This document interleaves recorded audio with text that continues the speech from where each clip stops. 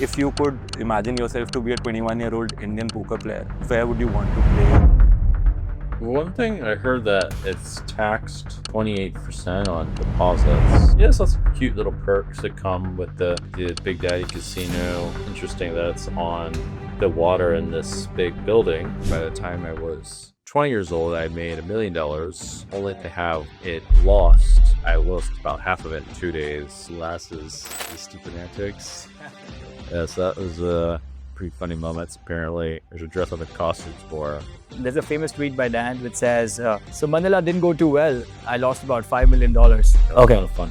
Was there a build up to that you had not had a good run in poker, or was it just a normal night where you just landed up losing money? The Durr Challenge, that was 2010, I believe. It never got completed, and y'all played for, I believe, quite a few number of hands. Y'all decided on 50,000 hands. You were leading by a good margin. What happened there? When he does get in these very sad situations where he gets second place, at least he's got, Chamath or whoever who can listen to them cry about how he should have got first place. Hey guys, we have with us the Headsup master, the verbal dominator, someone who's a lot more than just a poker icon. Of course, Utsav and me are super excited and a tad bit nervous to have the Jungleman with us here at Big Daddy. It's going to be crazy, super excited, and I'm going to have a really good conversation with him. Jungleman, how are you?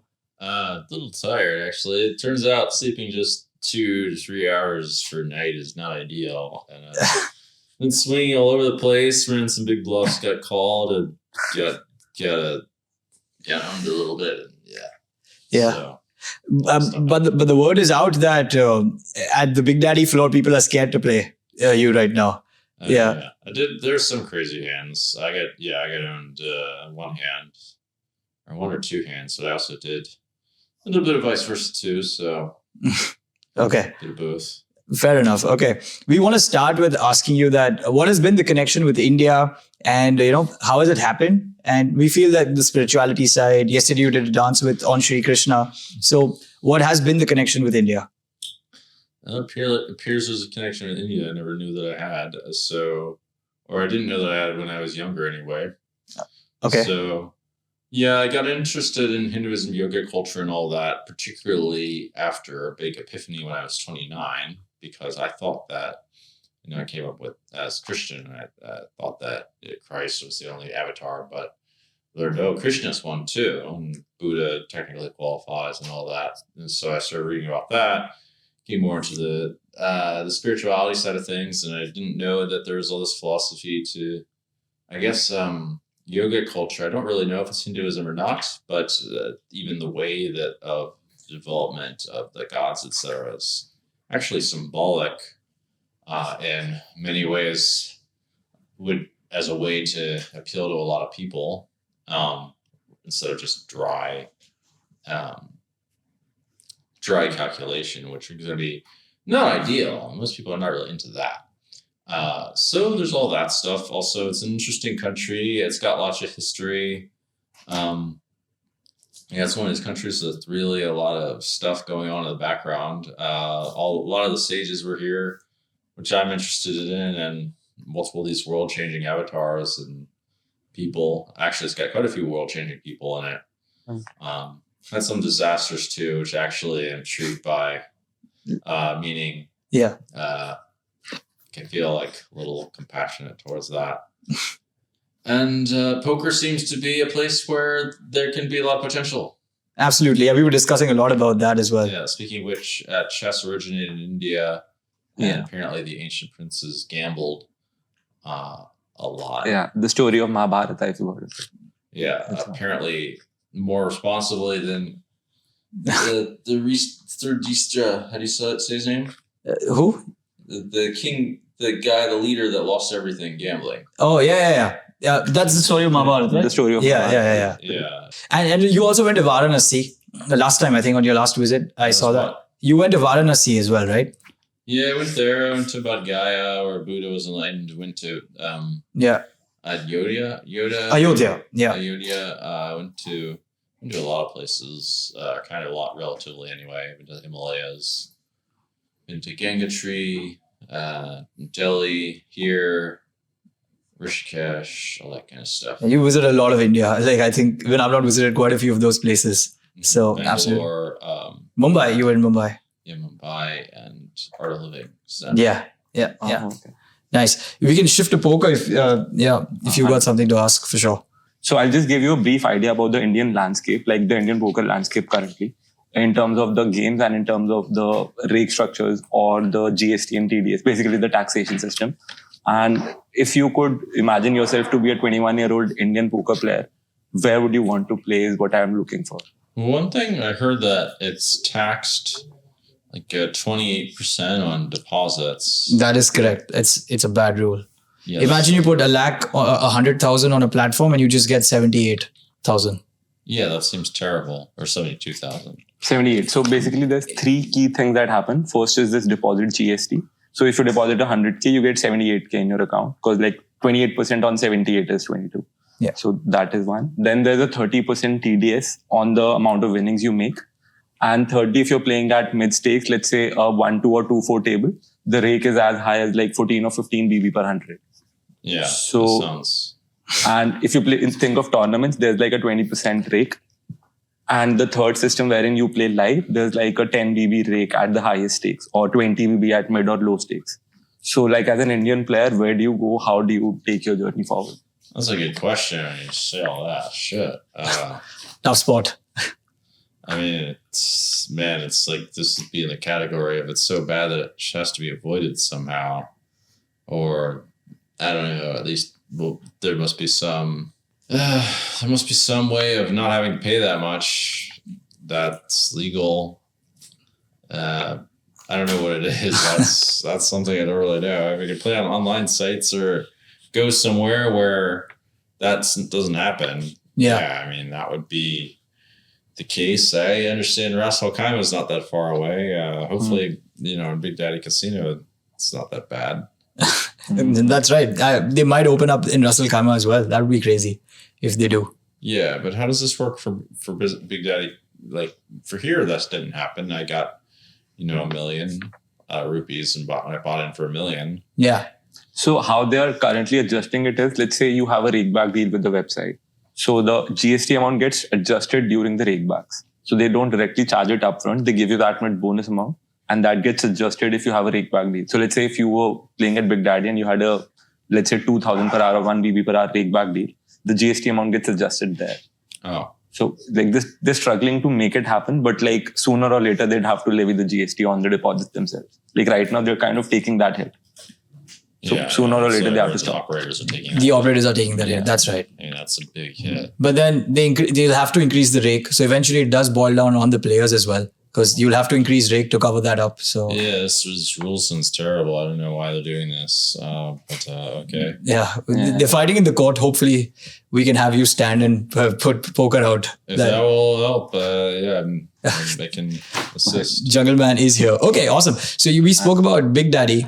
So I want to talk about that. Like you're here and you came for the Spirit of Poker event. How has the experience been? We're on the last day today. So how was the experience? How was the hospitality? How were the games? And if you can just talk about the entire experience. You did all the dances. We made a few reels. So yeah, how was the whole experience?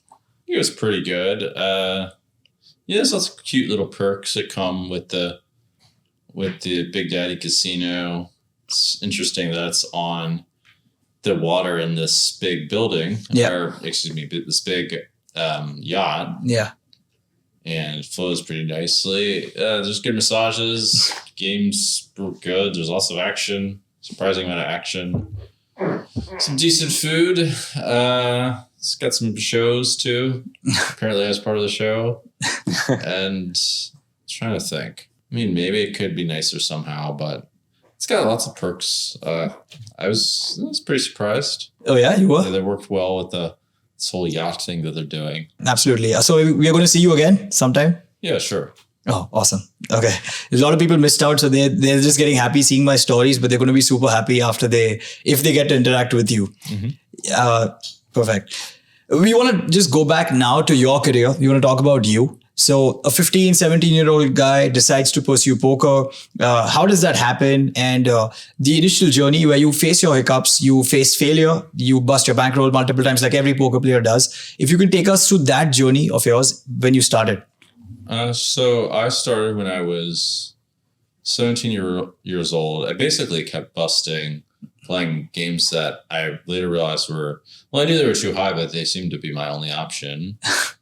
And the players that were a bit more experienced than me, I lost, a few $100 here and there, and kept trying to study and win. I lost $3,000, and eventually I learned that I could play online in spite of not being 18 years old, and I got a job at McDonald's. And I grinded that. I made $1,000. I thought it was a lot of money. I finally started winning. My account got locked. I got it unlocked and started to grind out of my loss, playing the smallest stakes possible from the beginning. It was a $300 buy-in.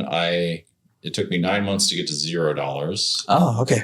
Yeah, and then it's kind of a magical moment happened. I was a little bit felt a little bad reading Ansky's story, Donnie Stearns, where he just kind of like did well straight away and like won a tournament or whatever. And then shortly after, I won a tournament with what was my favorite hand at the time, King 4 offsuit, for $5,000, which for me, that was like life-changing. It's like this crazy moment that was like kind of symbolic. Was it a live event? Online. Okay. With it was a $25 tournament. Oh. I believe I said. From there, it kept going up and up and up. And I got to, I still got hustled a bit along the way, cheated a little bit. Actually, I got cheated at 2-4. Some friends watched me play poker and basically relayed the hand to someone else playing. I lost $4,000, but I made it back pretty fast. And then got to 100,000 by the time I was 20 years old. I mean, in the middle of that, I had like a job making $17 an hour as an intern. It was boring as fuck. I didn't do anything. And I had been making like $200 an hour playing poker at $2, $4 multiple tables. What happened? I mean, there were plenty of swings along the way. By the time I met some like college friends, I had like 80,000 ish in my account. Wow. They were quite impressed by that. By the time I was 20 years old, I made $1 million only to have it lost. I lost about half of it in 2 days to Isildur. To Justin Bonomo. Oh. So I went from 1 million to like 400,000. And this is when you were 20. Yeah, when I was 2009. Right? 2009. Yeah, that's in fact. Yeah, I was actually like maybe that happened right when I was 21. Mm-hmm. Can we talk a little bit about that? Like 2009, you're just 21 and you've made $1 million. Yeah. And you decide to take this heads up challenge up with Victor, which is what was the frame of mind? Like, what was the bet? Really a change. Not really a heads up challenge. Okay. It's more like I just played him. I beat him for 20 buy-ins. Okay. Thought I could beat him for more. Oh, okay. So it wasn't a heads up challenge. Okay. Mm-hmm. And then, so you put everything online in that game? Yeah. Because you had $1 million and you lost $500,000 in that particular game, right? Yeah. So was there no angle of, okay, I'm losing so much money, like half my bankroll? Did that not come in? Or you always knew that belief was there that I'm going to get it back? No, I was definitely scared. I dropped down to 5,800 and then lost another $100K after losing 400 to him. Okay. And then kind of got my shit together and played lower stakes and went on an upswing. Then got back up to 100, 200, eventually won. That was a tough sticking point, was 100, 200, and also 25.50. It was a tough one too. And from there, ended up going on playing Tom Dwan. Didn't seem that great. And ended up taking the challenge with him and ended up like beating him out of a shitload of money. Yeah, that's right. By the time at the end of 2010, I'd made $5 million and was kind of at the top at the present element anyway. Yeah, that specifically. We move on to the WSOP, right? So then comes your time of 21, 22, where you will end up winning 2 back-to-back titles. How much did that mean to you and what was that all about? 21, 22.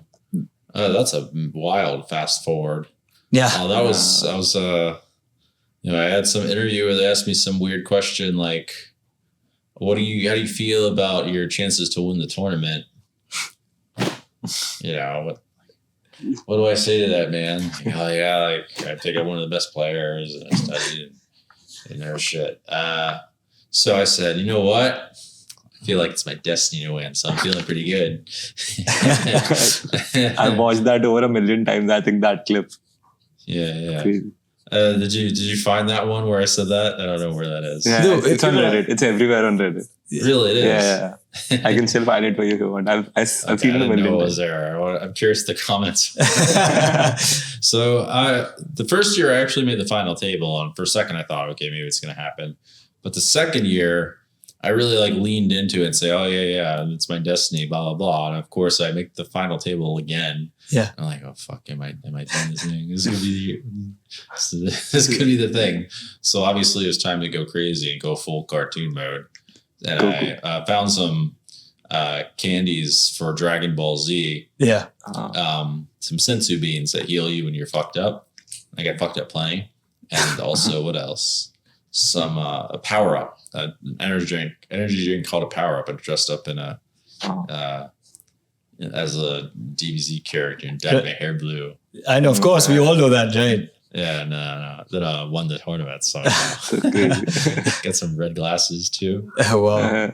Yeah, and then the next year, what happened was they said, "Oh, you got to defend your title."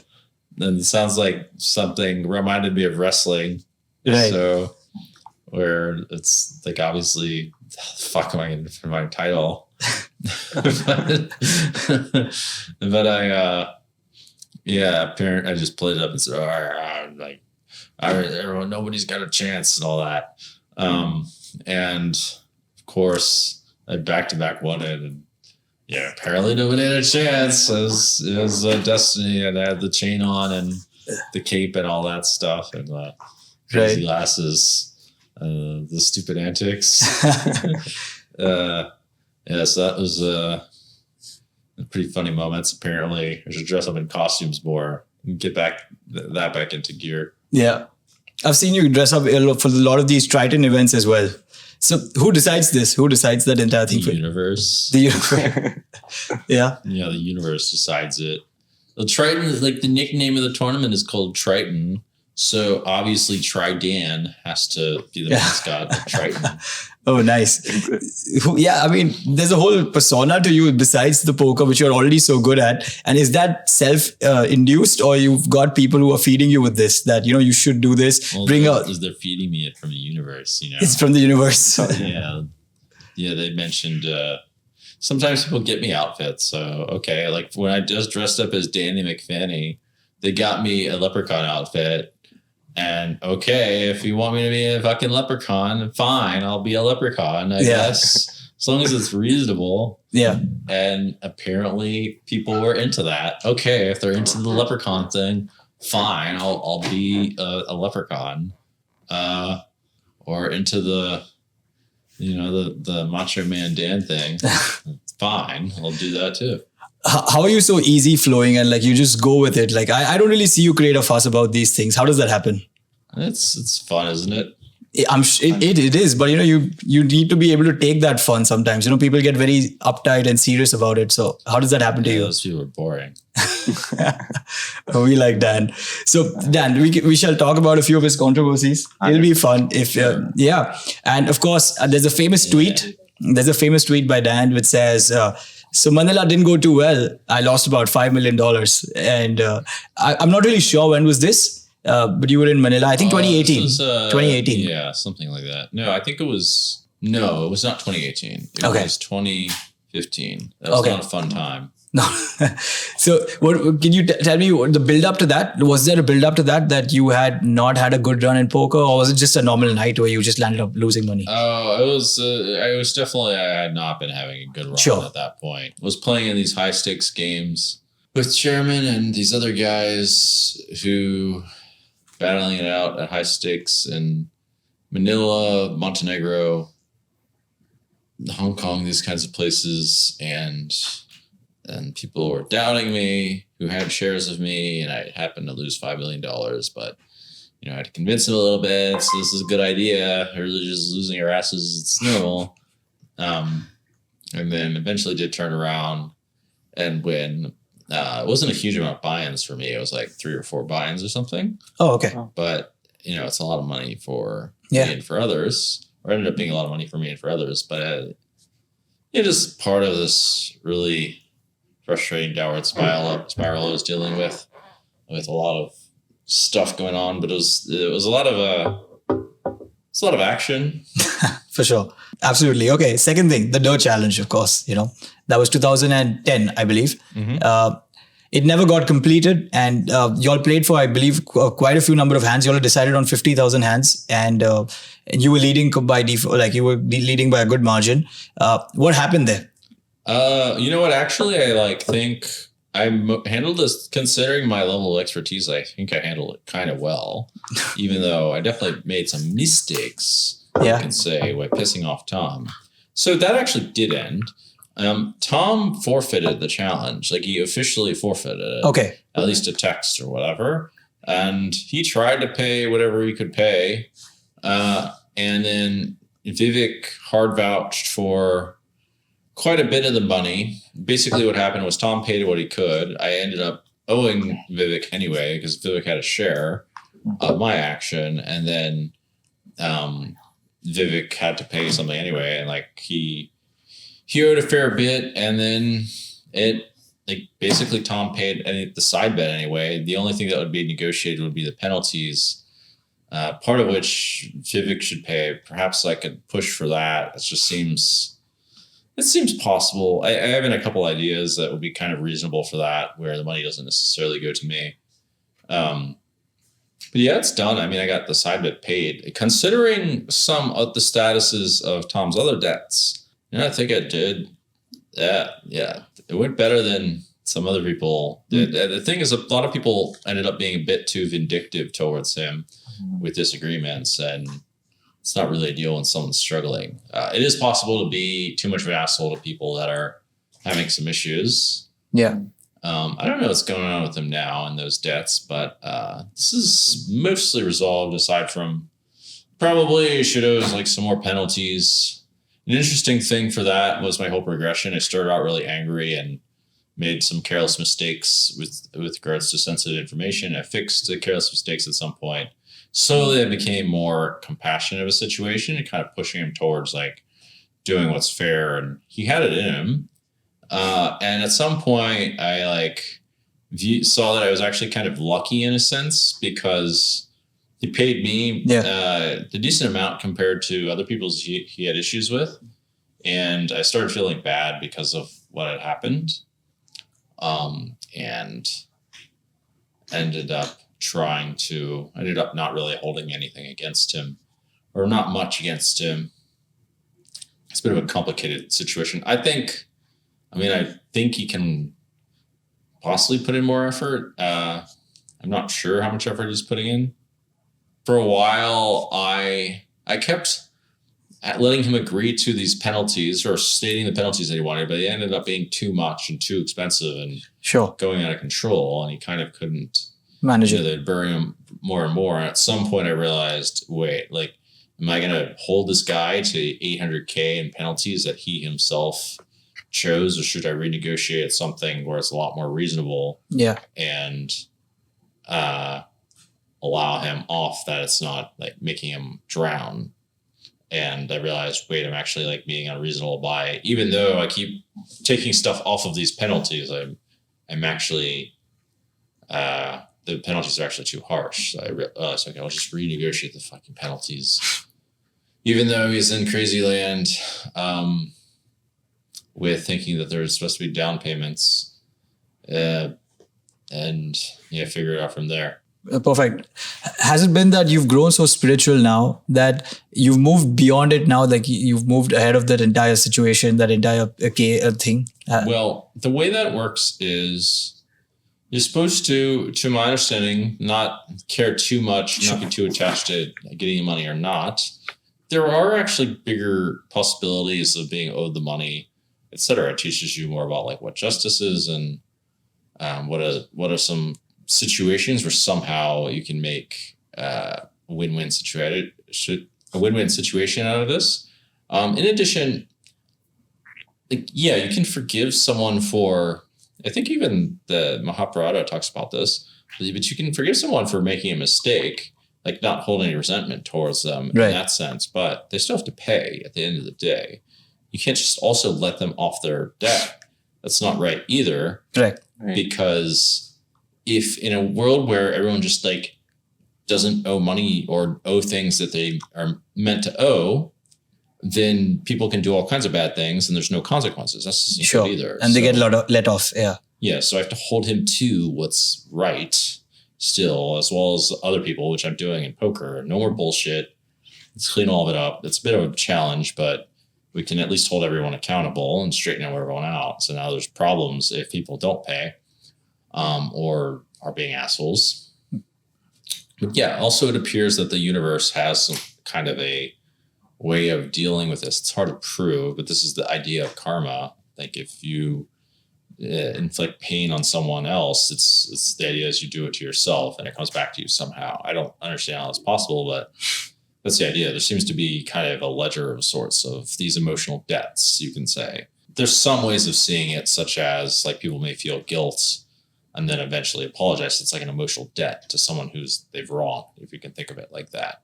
But that would be the easier way to Letting go get over that kind of situation anyway. Perfect. Also, I want to ask him about this Game of Gold. And I don't want to ask you about the play, etc. I want to talk about you sleeping on Game of Gold and the attitude, which was pretty like, okay, I don't care, I'm fine. And there's a relaxed attitude that you have on at the show. How do you bring that attitude? Like I saw you play here as well. Is it something where you're relaxed and conserving your energy till you really start playing? Or what do you do? Like what was that all about? Well, that comes from experience. A lot is, you can say a lot of things are, there's not really any reason to get so fussed from afar. I mean, I get upset plenty. Oh, I was just upset today. But yeah, especially if I have to do multiple things at once, I don't have any time to react too much, and I need to keep moving and keep having equanimity is the term. So a lot of these things aren't really big deals from a bigger picture. Right. I'm trying to think, how do I do it? I played a lot. I don't know. I just have to forced to deal with stressful situations. I'm sure meditation helped. It's a bit in my nature just to be very calm and not get too stressed out about things. Another thing is like when you're facing like a raise in poker or waiting for someone to bet a raise, it's all kind of the same. You're kind of in the midst of some kind of chaos, and you can apply yourself to dealing with more and more of this. And that is kind of like the state of the universe. And also, it's not really that different from, you don't know when the other player is going to do. Like the level of intensity of what's going on can be adapted to, similar to how we exist on a rotating Earth. And it seems simple. It's all kind of the same principle. It seems like not a big deal, but actually, we're rotating really fast and spinning around the sun and all that. Yeah, fair enough. So, Dan, you've talked about the other Headsup challenges. The last one, which was probably the most famous, at least in my eyes, which was the Galfond challenge that you played on YouTube. So could you talk a little bit about that? Falcons is flying too high, man. He's just, soaring above the poker world, high and mighty, and doing good things, and no one seems to be able to take him down, except me. So everyone's got to have an arch nemesis of sorts, and Mr. Goody Two Shoes, but I know what he's up to, and somebody's got to stop him. Someone as fucked up and as crazy as he is. Yeah. So, and as prominent in poker. So, takes one and no one. That's how you know it. That's how you know what he's up to. So, gonna beat him. Gonna find a way. He's got tough armor. Very tough. Like his body is like strong and sturdy. So but you can find the weakness in anybody. You just gotta poke around, kick, peck, scratch, mess with their feathers, that kind of shit. That's how you get them. That's the answer. That's the answer. Oh, perfect. Yeah, you gotta poke around, pick around. Both work. Find the weaknesses. Yeah. Fair enough. So now quickly moving on to like just the online poker world. A lot of websites have had problems with the bots, RT and whatnot. So a lot of new crypto websites are coming, and I think you've been working with Phenom Poker for a while. So what's that like? What's the journey with Phenom? So I just recently joined with them. They're quite innovative. Move pretty fast. I'd say they're very devoted to integrity, to making the landscape beatable for other poker players, and so that people can even invest in the site or have a share of the site, which is pretty crazy. So that's as good as an opportunity gets, or like a formal online poker site, which is big reason why I signed with them, because I think they're actually trying to make things right in the poker world. Right. And they seem to have enough leverage to be able to do so. Are you also a part of the investing team since you? I have a share. I didn't originally invest, but now I have a share. Got it. Okay. I want to just, before we move to the online world, I want to talk about the few legends you've played with, Okay. I wanted to talk about AA poker too. Please. So, yeah. AA poker is also trying to do good things in the poker world. It's China-based, and they charge no rake because you can't really in China. They make money from people buying time banks and for revealing all cards, which helps prevent cheating. And they're doing many positive promotions to help players, especially in Asia. And I've only seen them do good things, so happy to promote them as well. Nice. For the more Asian clientele, and they've got more short deck and that kind of stuff. Nice. We shall check it out, actually. Mm-hmm. Perfect. Yes, coming back to all the icons you've played with, Phil Hellmuth, Ivey, Negreanu, and you've interacted a lot with them, probably friendship. Want to know some good things about whatever your take on each of them is, if you could give us some take on them. So which ones are we talking about? Let's start with Phil Ivey. Well, Phil Ivey's, it's funny because they all have different strengths. I mean, Phil Ivey's got probably, I would say he's got one of the most talent if we don't factor in things related to technology and learning from other poker players. I don't think he's exceptionally good at either. But if you take those things away, he would be, if not the most talented. But when it comes to professional gambling, he may be the most talented for sure. He's a very, very good professional gambler. I'm giving that. Yeah. But yeah, once we start factoring in that now applying technology to poker and learning from other people, I don't think he's the most talented anymore. And that's where the future poker and a lot of things are headed. To not have that skill set is a major hindrance. Perfect. And he's best in the world for some time too. So it's a lot of respect for him. Daniel Negreanu. It's so funny because all these guys have different skill sets. Daniel's he's maybe one of the best content creators in poker. He's very hardworking. He does a lot of good things with poker, and he's got a lot of a voice. He's more of a guy that's trying to play more of the long game than people are. And Phil Ivey is, I would say, Phil Ivey's more like, I don't think Phil Ivey's so collaborative. Let's put it that way. Whereas Daniel is, and he puts on a bit more of a show. He's a bit more natural, a showman. Is actually doing things that are fun and interesting. It's like putting himself out there. Doesn't necessarily have top poker talent, but is pretty good. It's more of like a really good content creating type. Perfect. And Phil Hellmuth, would be the last person I'll ask you about Phil Hellmuth. Phil is actually more directly involved in the long game than either of them. In my opinion, Phil is very good at making connections and is good at being positive around everybody and seems to actively be trying to benefit everybody. He has a totally different style from these other guys, which, I don't think that it works as well as these other guys' styles. Let's put it like that. Or actual style. He's definitely not talented as Phil Ivey, for example, or up and coming crowd. But I think that he's found a way to make that style work where that actually does do well in the element, and there are merits to things that he does for sure. He's got there's some positives to his game that I think are a bit underrated, but I still think that the online nerds, especially the ones that bash him, often can learn a lot. Yeah. the skills, the softer skills he uses in the real world that help him in future, and help him in like open up doors in the right kinds of directions.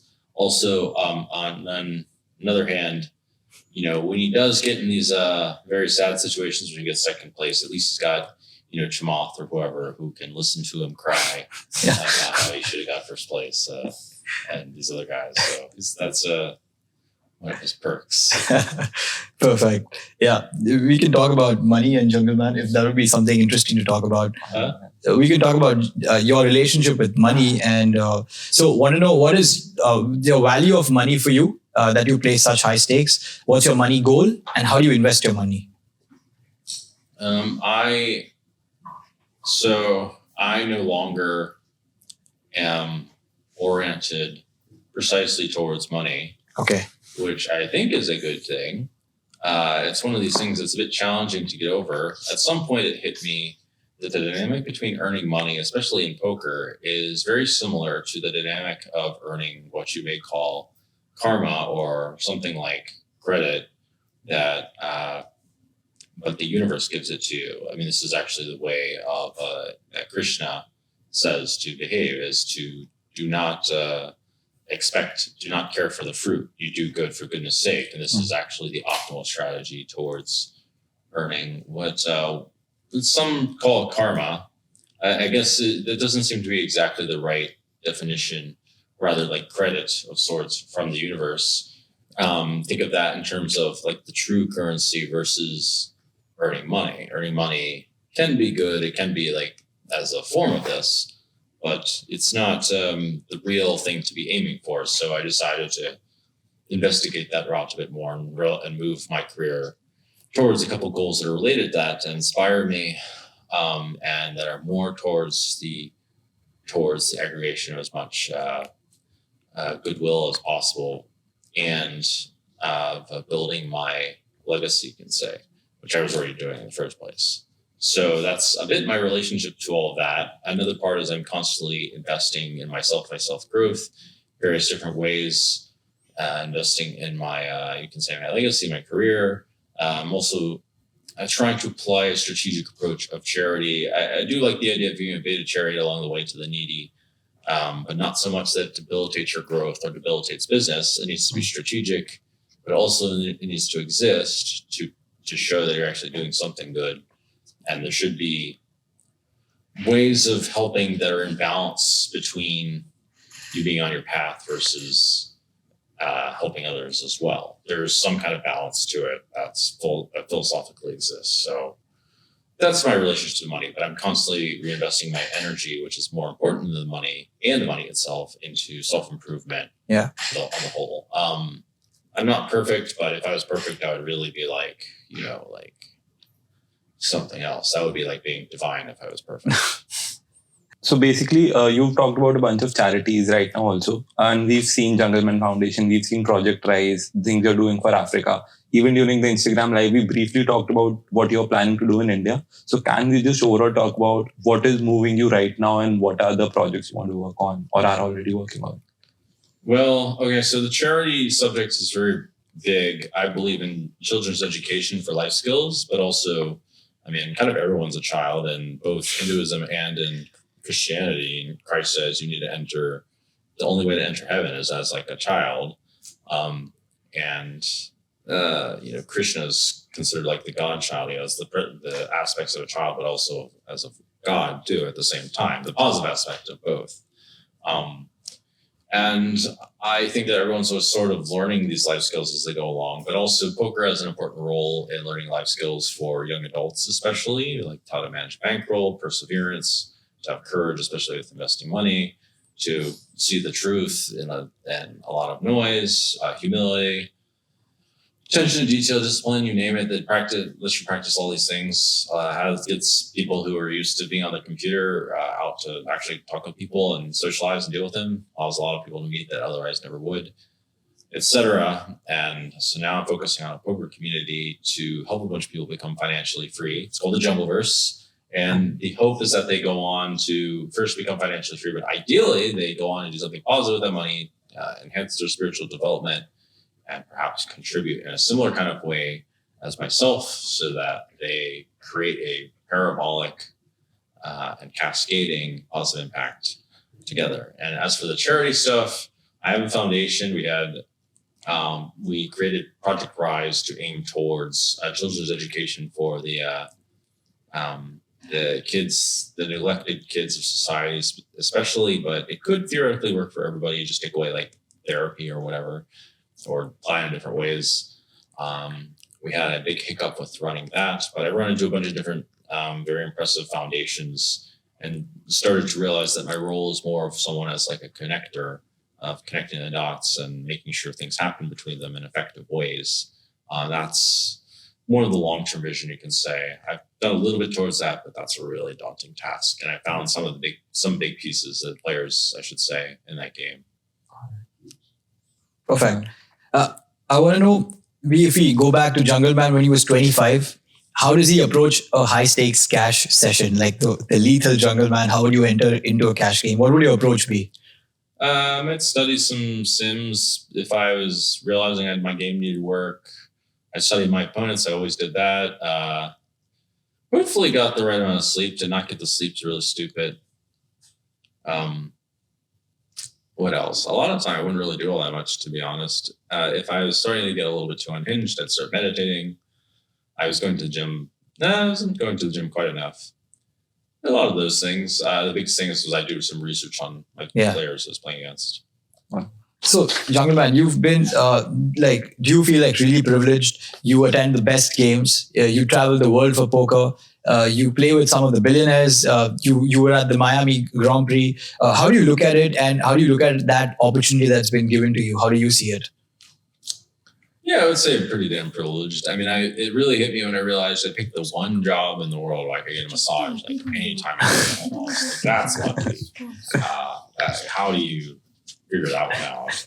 And then when I started reading history, I realized like how fucked up people's lives in history were. Holy shit! Like, there's loads of people that have terrible lives, and everyone first world, man, like they're so spoiled in comparison to what was going on in the past, dude. Yeah, I'm definitely privileged. Definitely grateful. It's like crazy if I'm not. I mean, there's just so many positives. Absolutely. Thank you so much, Jungleman. It's been wonderful talking to you. Utsav and me, we were like really pumped up about this conversation, and we could keep on going, but I think it's been quite a while. Thank you so much. Thank you. Thank you too. And I hope you find success with poker or whatever you guys are up to doing with your content creation. I think it has loads of potential. Thank you. Hopefully you fulfill your dreams as well as the viewers and the people that go and pursue them in a right kind of way. Thank you so much. Thank you.